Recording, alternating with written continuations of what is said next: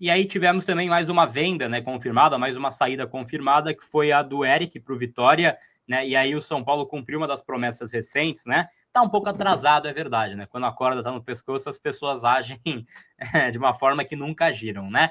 Mas o São Paulo anunciou todos os detalhes dessa venda do Eric, 7 milhões de reais, né? Em 50% dos direitos do Eric, sendo que são 10 parcelas, né? Com a primeira para o dia 30 de março de 2026, 10 parcelas, 7 milhões de reais, e começa em março. Desse montante, 6 milhões e 300 mil reais para a conta do São Paulo e 700 mil reais para o Eric, porque o Eric ainda tinha uma pendência. O São Paulo não pagou o Eric as luvas pela assinatura dele lá atrás, então entra como uma grana diretamente para o jogador, né?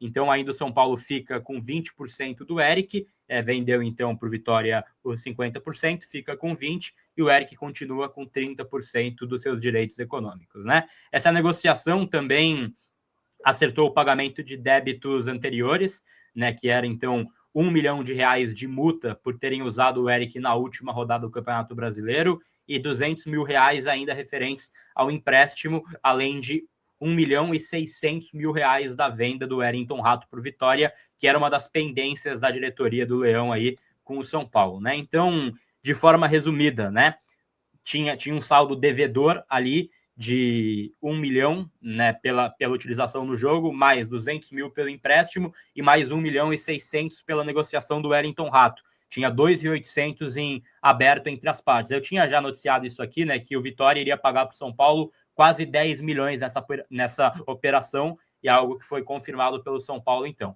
Então teriam ali quase 3 milhões já em atraso, que foram quitados de imediato pelo Vitória para poder viabilizar o negócio pelo Eric. E aí esses 7 milhões, né, 6,3 vão para a conta do São Paulo, serão pagos em 10 parcelas, começando em março de 26.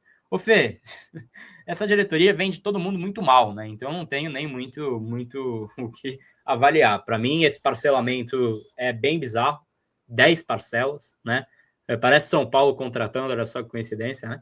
Mas eu acho que o mais importante dessa história é o Vitória ter feito o pagamento dos quase 3 milhões em atraso. Cara, não tinha que ter conversa antes deles quitarem o que já estava atrasado. Ponto. Mas é importante também a gente observar esses próximos pagamentos, que eles não atrasem, né? E eu acho o valor, não sei, eu sinto que daria para ter extraído um pouco mais, né? Que fosse 10 milhões pelo Eric. Acho que um pouquinho mais daria para ter puxado a corda, esticado a corda. Ele tinha outras possibilidades, e isso me incomoda um pouco no São Paulo, assim. Em todos os outros clubes, quando tem 2 clubes interessados, nunca vende em uma semana. Eles enrolam, fazem jogo duro, veem possibilidades, tentam empréstimo, fazem um monte de coisa, né? Para enrolar o negócio e meio que esticar a corda até um ponto que o Vitória olha e fala, pô, por 7 não vai, deixa eu pagar 10 aqui que eu já resolvo isso hoje, para ter ele na pré-temporada. O São Paulo não tem muito disso, né? Vem uma oferta, aí vem uma, segundo, um pouquinho maior, tchau. É uma urgência de venda, falta poder de negociação, né? E aí pode ter vários componentes para isso. Mas isso me incomoda, isso já me incomodava na venda dos jovens da base, que era mais urgente na visão da direção, né, para ter o dinheiro no caixa. Agora, essa negociação, cara, tem só, entre aspas, 3 milhões que já seriam pagos pelo Vitória no caixa. De resto, são 7 milhões em 10 parcelas, né, a serem pagas aí a partir de março, cara. Então, assim, no dia 30 de março, que já é um dia bem longe, o Vitória vai pagar 700 mil reais para o São Paulo. Cara, não é algo que eu acho muito inteligente, mas é isso. Tá aí os detalhes da venda do Eric para o Vitória. Achei uma venda bem abaixo, Gabi. Bem abaixo. O São Paulo negocia o Eric, que na minha opinião era um cara que poderia talvez compor elenco do São Paulo, por um valor muito baixo. E aí você negocia por 7 milhões em 10 parcelas, vai ganhar 700 mil reais por mês. O pior, né? De um clube que está te devendo há um ano. Eles quitaram a dívida para conseguir viabilizar a negociação com o Eric, e aí agora terão outros pagamentos. Você negocia um jogador por um preço tão baixo para um clube que tem fama, pelo menos dentro do São Paulo, de mal pagador. É um clube que não paga em dia. É um clube que não te pagou em dia em negociações recentes. São Paulo não recebeu um valor recente. do Vitória. E mesmo assim, vende mal. Cara, 7 milhões em 10 parcelas, 700 mil reais por mês. Puta, cara, eu acho muito, muito abaixo. É o que o Paulo Nobre fala. Hoje em dia, 700 mil reais por mês, cara, você não compra craque. Você compra um jogador de nível titular ali. Um zagueiro nível titular, um meio-campista para brigar por posição. Para mim não faz o menor sentido essa venda, Gabi. Eu entendo as críticas ao Eric, que são justas. As críticas, principalmente quando ele estava no São Paulo, as críticas eram justas.